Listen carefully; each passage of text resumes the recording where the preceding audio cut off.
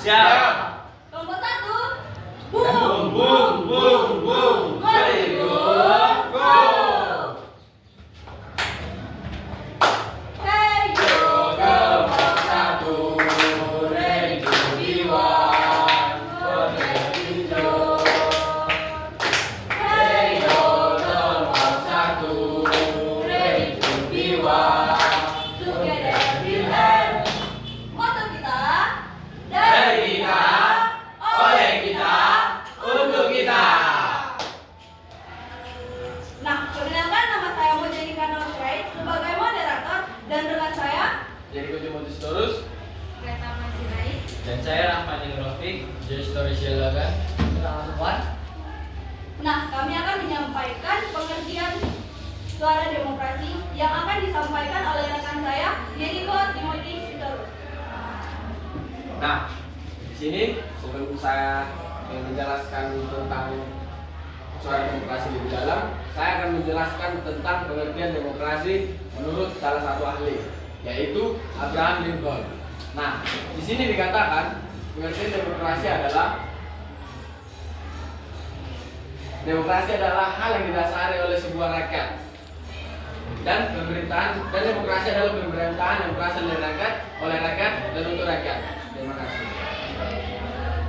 Saya kembalikan kepada moderator. Nah, untuk jenis-jenis demokrasi akan disampaikan oleh rekan kami Greta Masirai. Baik Mas, saya akan menjelaskan tentang jenis-jenis demokrasi. Yang pertama, jenis demokrasi langsung. Warga negara secara langsung terlibat dalam pengambilan keputusan politik. Dan yang kedua, demokrasi perwakilan. Demokrasi yang paling umum diterapkan di negara-negara modern, biasanya melalui pemilihan umum. Yang ketiga, demokrasi rakyat, yaitu demokrasi rakyat mencita-citakan kehidupan tanpa kelas sosial dan kedudukan pribadi. Yang keempat, demokrasi formal, menjunjung tinggi kesamaan di bidang politik tetapi tidak mengurangi kesenjangan di bidang ekonomi. Dan yang kelima, demokrasi material, yang dimana demokrasi material itu fokus pada menghilangkan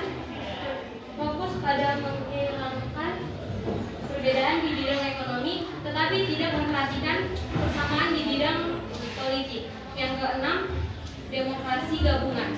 Demokrasi gabungan mengambil kebaikan dari demokrasi material dan formal dan membuang keburukannya. Terima kasih. Saya kembalikan ke moderator. Nah, untuk tujuan utamanya akan disampaikan oleh rekan kami Yeriko. Nah, di sini suara demokrasi memiliki tujuan utama, yaitu tujuan utama demokrasi adalah untuk menciptakan masyarakat adil, sejahtera, dan bebas. Bayangkan sebuah negara di mana semua orang memiliki hak yang sama, bisa menyampaikan pendapatnya, dan ikut serta dalam mengambil keputusan. Itulah yang dicapai oleh suara demokrasi. Terima kasih. Saya kembalikan kepada moderator. Nah, untuk sistem demokrasi akan disampaikan oleh rekan kami Rahman. Terima kasih. Ada beberapa sistem demokrasi. Yang pertama, demokrasi parlementer tahun 1950 sampai 1969. 1959. Sistem ini menguatkan pada peran parlemen yang kuat untuk pembentukan pemerintahan. Yang kedua, demokrasi terpimpin tahun 1959 sampai 1965. Sistem ini menekankan seluruh kekuasaan di tangan presiden. Terima kasih, saya kembalikan ke moderator. Untuk selanjutnya akan disampaikan oleh rekan kami Joy. Baiklah, di sini saya akan menyampaikan tentang demokrasi Pancasila Orde Baru. Demokrasi Pancasila Orde Baru mulai dari tahun 1966 sampai 1998. Nah, sistem ini sangat menekankan kepada stabilitas dan pembangunan. Terima kasih, saya kembalikan ke moderator. Nah, untuk selanjutnya akan disampaikan oleh Indra. Demokrasi Pancasila Reformasi 1998. Sekarang sistem ini diterapkan pada penegakan HAM dan daerah. Nah, untuk sistem pemilihan di demokrasi yang digunakan di Indonesia sangat ideal digunakan saat ini, memiliki potensi yang sangat besar dan menjadikan sistem yang ideal. Mengapa demikian? Yang pertama, sesuai dengan nilai-nilai luhur bangsa. Yang kedua, menampung aspirasi dari berbagai kelompok. Yang ketiga, fleksibilitas. Sekian penyampaian presentasi kami. Jika ada salah kata, mohon dimaafkan dan terima kasih. Sebelum membuka sesi tanya jawab. Bahasanya telah terima kasih buat kesempatan yang diberikan kepada saya. Saya sebagai fasilitator di Suara Demokrasi ingin bertanya, apa penerapan dan mengapa penerapan Suara Demokrasi masuk kepada perencanaan P5 di Indonesia?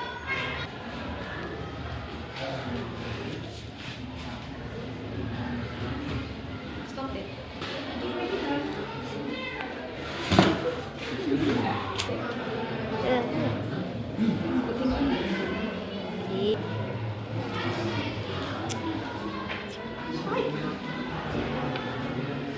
Loh, mana? Ini. Saya dari kelompok 5, saya ingin memberi pertanyaan. Apa tujuan dibentuknya Suara Demokrasi?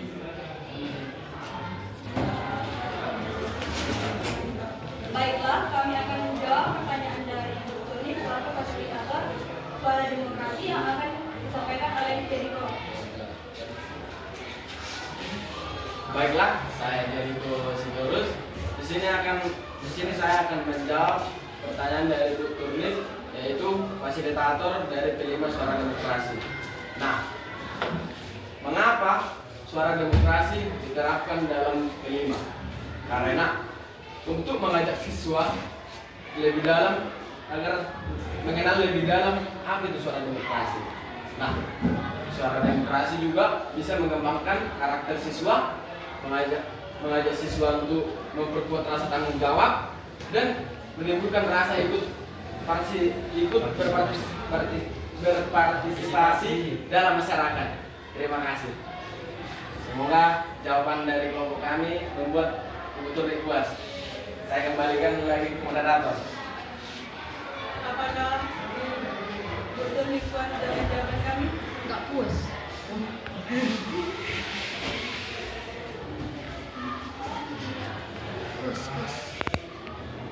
Baiklah, kami akan menjawab pertanyaan dari kelompok 5 yang akan disampaikan oleh Tidak kelompok 5 ya.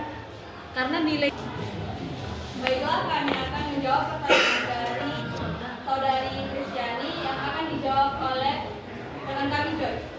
Baiklah, saya akan menjawab pertanyaan dari Christian. Apa itu tujuan Suara Demokrasi? Yang pertama, kebebasan dalam berpendapat. Yang kedua, untuk mengubah sikap siswa dan siswi agar bertanggung jawab dan dapat dipercaya. Yang ketiga, menegakkan karakter disiplin pada siswa Suara Demokrasi. Terima kasih. Apakah Anda terima dengan jawaban saya? saya menerima jawaban dari terima. Baik, terima kasih. Setelah presentasi